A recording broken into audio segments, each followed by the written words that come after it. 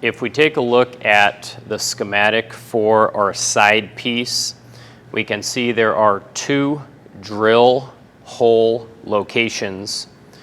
These two hole locations will have a fastener that connects to our lower lateral connector later on in the project.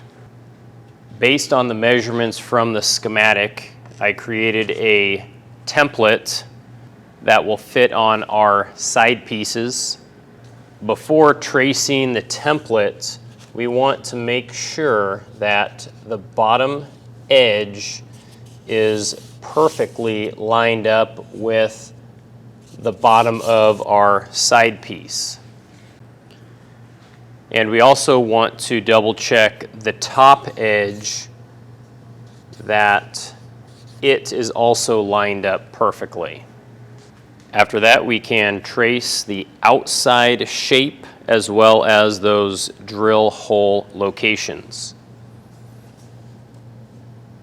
After having traced that onto the side pieces, you will notice that the bottom is 8 inches on the template.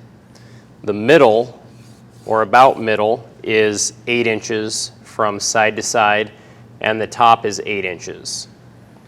Additionally, those drill hole locations are directly down the center of each of these side pieces.